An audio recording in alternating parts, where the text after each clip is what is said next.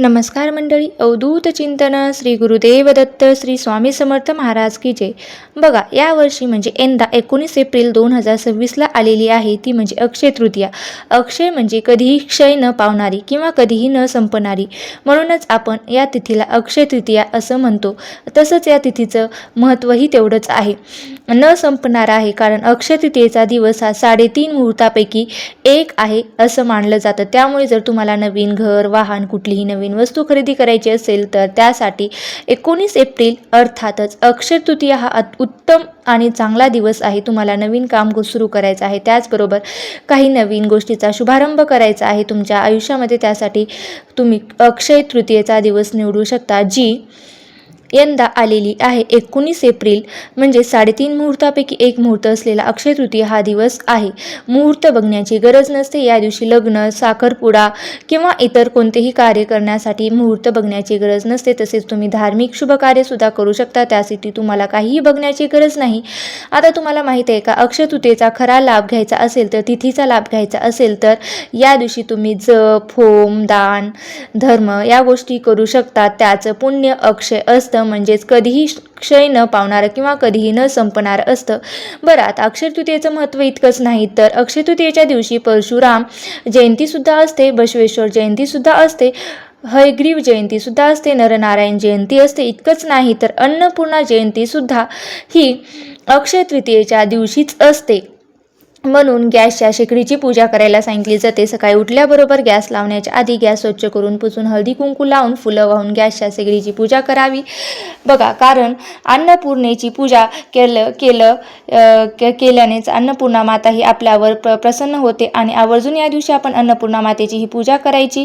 बघा, तसेच नैवेद्य या दिवशी आवर्जून दाखवावा. या दिवशी लक्ष्मी मातेला प्रसन्न करण्यासाठी सुद्धा तुम्ही काही उपाय तोडगे सुद्धा करू शकता. बघा, आता भगवान श्रीकृष्ण असं अर्जुनाला सांगतात की अक्षय तृतीयेच्या दिवशी जी तिथी आहे त्या तिथीला करण्यात आलेलं दान, हवन, तसंच देव, पितर यांच्या प्रती केलेले जे कार्य आहे ते कधीही व्यर्थ जात नाही. ते अविनाशी असतं, कधीही संपत नसतं. म्हणूनच पितरांसाठी सुद्धा दानधर्म अक्षय तृतीयेच्या दिवशी केला जातो. आयुर्वेदातील औषधी वनस्पतीची लागवड या मुहूर्तावर केल्याने त्याची वृद्धी होते. यावर तुम्हाला तिथीचं महत्त्व लक्षात आलंच असेल. तिथीचं महत्त्व फक्त हिंदू धर्मातच आहे का असं नाही, तर जैन धर्मामध्ये सुद्धा या तिथीला खूप महत्त्व करतात, व्रतवैकल्य करतात. ऋग्वेददेव यांनी पूर्णत्व प्राप्त करण्यासाठी या वर्षाच्या काळात अन्नपाणी ग्रहण केलं होतं आणि व्रत समाप्तीनंतर त्यांनी हस्तिनापूरच्या श्रेयांश नामक राजांकडे उसाच्या रसाचं प्राशन केलं. त्यानंतर त्या राजाच्या राज्यात अन्नधान्याचा कधीही क्षय पडला नाही. त्यामुळेच अक्षय तृतीयेस इक्षु तृतीया असंही म्हटलं जातं. आता तुम्ही म्हणाल की ठीक आहे, या तिथीला दान धर्म करा म्हणतात, पण दान करायचं तर उन्हाचे दिवस आहेत, त्यामुळे या दिवशी तुम्ही पाण्याचा घडा दान करू शकता. म्हणजेच काय तर माठ देऊ शकता, छत्री वगैरे देऊ शकतात, पाया घालायचे चपला, बुटा, जोडे वगैरे तुम्ही दान करू शकता. अक्षय तृतीयेच्या कृतयुग संपूर्ण त्रेतायुग सुरू झालेलं आहे असंही म्हटलं जातं. म्हणजे त्रेतायुग सुरू झालेलं आहे, त्यामुळे या दिवशी कृषी संस्कृतीचा सुद्धा पालक म्हणून बलरामाची सुद्धा पूजा केली जाते. शुभ कार्याचं फळ अक्षय असतं, म्हणजेच कधीही न संपणार असतं अशी मान्यता असते. मान्यता आहे 3.5 मुहूर्तापैकी एक मुहूर्त, एक दिवस 3.5 मुहूर्तापैकी एक मुहूर्त हा अक्षय तृतीया म्हणून मानला जातो. बघा, नवीन घरात प्रवेश करणं, नवीन वस्तू घेणं, आर्थिक व्यवहार करणं हे काम करण्यासाठी हा दिवस अत्यंत शुभ मानला जातो. या दिवशी महर्षी वेदव्यासांनी महाभारत ग्रंथाची रचना करायला सुरुवात केली असंही मानलं जातं. बघा, विचार करा, महाभारताचा ग्रंथ आजही लोकांमध्ये किती लोकप्रिय आहे. महाभारत आपल्याला आजही दिशा दाखवतो. म्हणजे महाभारताची कीर्ती ही कधीही न संपणारी आहे आणि महाभारतामध्ये लेखन जे केलं आहे ते व्यासांनी अक्षय तृतीयेच्या दिवशी सुरू केलं आहे.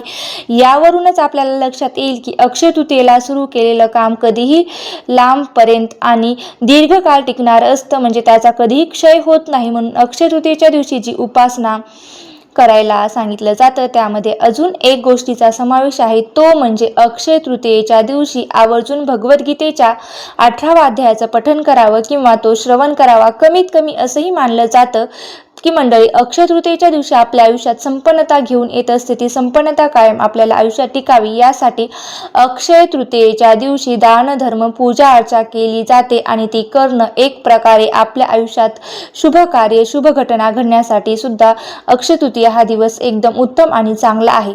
बघा, महाभारतात उल्लेख आहे की महाभारतानुसार याच दिवशी भगवान श्रीकृष्णाने पांडवांना त्यांच्या वनवासात अक्षय पात्र दिलं होतं. हे अक्षय पात्र म्हणजेच कधीही रिकामं होत नसायचं, कायम अन्नाने भरलेलं असायचं, ज्यातून पांडवांना अन्न मिळत असे.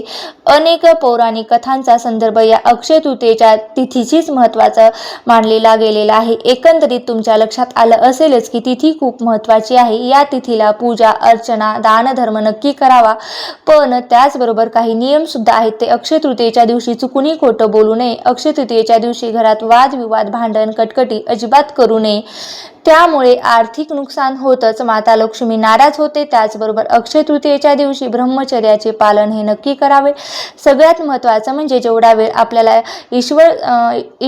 ईश्वराच्या उपासनेत घालवता येईल तेवढा घालवावा, जेणेकरून आपल्यावर देवाची कृपा होईल. ईश्वरी उपासनेमध्ये घालवावा आणि आपल्या खिशाला परवडेल त्याप्रमाणे दानधर्म हे नक्की करावा.